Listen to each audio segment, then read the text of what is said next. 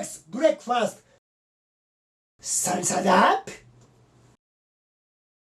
white bread, hashed brown with diced ham and sausage gravy.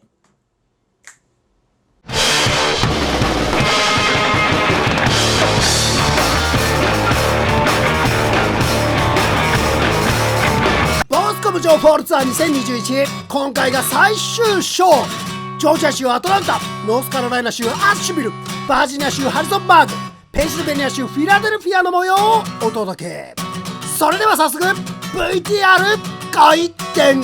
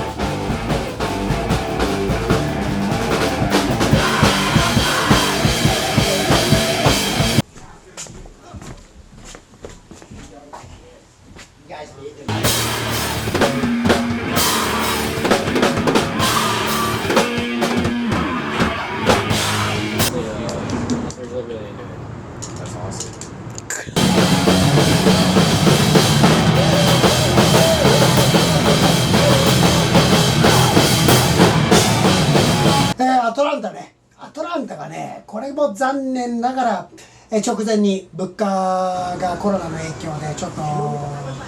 ライブやりたくないということで直前キャンセルフリーになってしまったんだけど、一日アトランタといえばハドソンの幼馴染が住んでるということで、まあ一晩まあ散々飲んで本当にハウスショーがあるよっていうんで、それ見に行こうっつって行ったのよ。でニューヨークのバンドもそこに出てるっていうんで、そういうのにちょっとちょっかい出しながらさ、ちょっかい出しながらっていうのはあれよ、メールを送りながらさ、ちょっと見に行くからけどさ、今度ニューヨークで一緒になって一緒にやろうよとかさ、そういうのをやりながら見に行ったわけよ。そしたらそのショーがめちゃくちゃ良くて、外でまあ結構な庭があるわけよ、バーッと。でそこにもうスケボーのいわゆるリンクが組まれていて、それとこでガー滑ってて、その前でバンドがやって、で敷地内でビールも売ってて、で客も結構わんさかいてっていう感じで、出てるバンドがよくて、特にニューヨークのバンドがよかった。俺なんかテレビジョンとかやっぱ好きなので、ニューヨークって脈々とあの流れってどっかにあるような気がするのね。いわゆるリズムがある、その上にギターがこうなんていうのかな、フラフラヒーみたいに乗っかるみたいなさ、俺はそういうバンド好きなので、非常に良かった。スタティックエイジレコーズ、これはもうね、お客さんがあそこに行ったら盛り上がるよっていうのも分かっちゃってるよね。だからもうあそこにさ、ステージでセッティングしてたら、もうお客さんがワイワイ来てて、でカウント待ってるって感じよ。ワンツースリーフォーでもう行くぞって。俺一番初め行ったのはケンサスロックの後のトラノボックスってバンドで、ジェシーのところにスタティックエイジに世話になったんだけど、当時はねまだね本当にレコード店、バーカウンターもなかったの。もうとにかくレコード店があるだけで、その奥に1枚壁を隔てて奥入るとステージのある別室があって、そこでライブもやりますよってお客様入って盛り上がって、で夜はジェシーん家行って散々飲んで、俺はまだまだこれから頑張るよって話2人ですごいして、だから店自体がね、結局今回言ったらああいうふうに壁も取っ払ってバーカウンターがあるし、年々とにかくスタティックエイジっていうのは内装を変えてって、よりレコード店とライブハウスがどう同居してやっていくかで、そこにお客をどう呼ぶかで、どう飲むか、そういうことをとにかくね、ジェシーはアッシュビルで一番の音楽の発信基地を作りたいって思ってる、常に。でそれがどんどん花開いてる。俺はもう行くたびに感動するし、ジェシーってね、イケイケじゃない。俺みたいにこうガンガンっていうタイプじゃなくて、ジェシーはね、もうちょいね、ふつふつと飲みながらふつふつと語るタイプなのよ。で、女にモテる。日本でいうとなんだっけ、あれに似てるな、リリー・フランキー。リリー・フランキー。まあリリー・フランキーが女にモテるかどうかっていうのは、まあみんな思うとか、俺はああいうのは女にモテると思ってるんで、ああいう感じでワッフルハウスの話をさせてくれ。ワッフルハウスっていわゆるワッフルだよな。ワッフルがメインでやってる、まあいわゆるなんつうかな、ファミリーレストランみたいな感じかな。この国はね、トウモロコシと芋大好きなのよ。俺はそんなに芋ってたまにあれよ、ポテトサラダとか食べたいよ。いわゆるマヨネーズどっぷりかかっててからし入っててみたいなポテトサラダとビールとか好きよ。だけどそんなに芋って必要じゃない人なの。付け合わせでね、まあいわゆるダイナーみたいなところ行っても何頼んでも付け合わせでフレンチフライ、いわゆる日本でいうポテトフライが出てくる。付け合わせで本当に 100% ぐらいの確率で出てくる。でもうとにかく俺はへきへきとしてくるわけよ。前の見るのも嫌だみたいなことになってきちゃうわけよ。まあでまあずんずん行く。そうでまあニューヨークから南下していって、毎日本当にそういう状況だった。もうとにかく西海岸抜けてったんだから、その時なんか。で西海岸に行った時に地元のやつとちょっとメキシカン食いに行こうということになったわけよ。よーしと、もうとにかく妹出会わなくて済むから鮮明に覚えてるよ。サンディエゴだからね。サンディエゴのメキシカンフード屋行って、で何頼むっつって、俺がケン何頼むまあブリトー食いたい。まあカリフォルニアブリトーっていうのがあるから、まあカリフォルニアです。まあ言ったらちょっとメキシコをさアレンジしてカリフォルニア式にしたんだろう。まあそれもいいだろうと思って、よしじゃあカリフォルニアブリトー1個頼むぜっつって頼んでさ、よしこれだ、久しぶりのこのメキシカンフードガブっつったら中にポテトフライ入ってんだよ。はいポテト、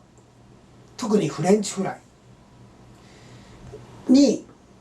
ちょっと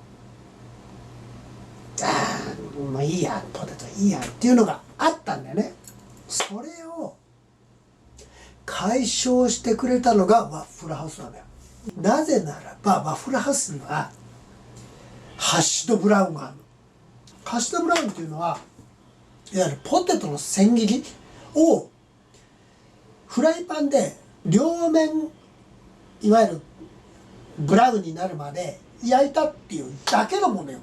だけのもの。これがね、だったらちょっと焦げたフライドポテト一緒じゃんって思うでしょ。違う。なぜならハッシュドブラウンの上に目玉焼き乗っけるからなのよ。カリカリに両面焼いて中がふわだよね、いいもの。これにとろの目玉焼きの黄身潰して食べてごらん。これはほんとうまいよ。はい、さて続きましてはバージニア州ハリソンバーグのこちらクライオラハウス到着ね。これ普通の一軒家のハウスショーだね。上これほらゴミも分別してあってね、昔こんなもっと汚かったんだけどね、これね今回来てみたらね、これ住んでるやつがね7人ぐらいここ住んでんだから全員変わっててね、ちょっとねやるまでね不安だったんだけどね、これ今回大丈夫かなって。前までのやつらがねすごい仲良かったっていうのもあってね、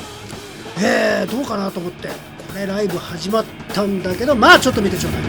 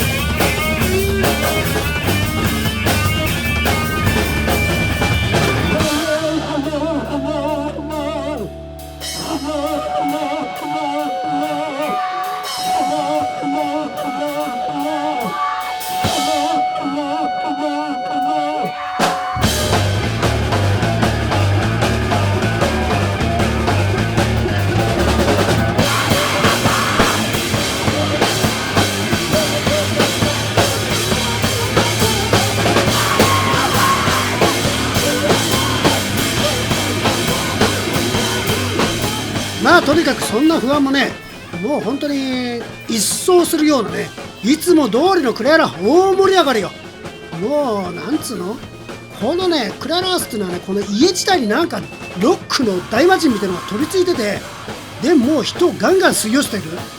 そんな感じだよね。だからもう今後もね、いくら人が変わろうともクライラっていうのはもう永遠に変わらない。もうそれはもうここにね、大魔神が取り付いちゃってんだから。で俺らももう永遠にこう吸い寄せられるというね、そんなねもうクライラハウス自体のねエネルギーを感じた夜だったね。最高でした。さあいよいよツアー最終日やってまいりました。ペンシルベニア州フィラデルフィアはハウスオブヨガ。大きなアパートがねずらずらっと立ち並ぶ都心のね一角、そこの地下室でのハウスショーだね。あんまね日曜ってハウスショーやりたがんないんだけどね、普通ね月曜仕事あるからね。でもここはやっちゃう。まあライブハウスに近いノリがあるってわけで、それじゃあラスト一発張り切っていってみよう。ハウスオブヨガ。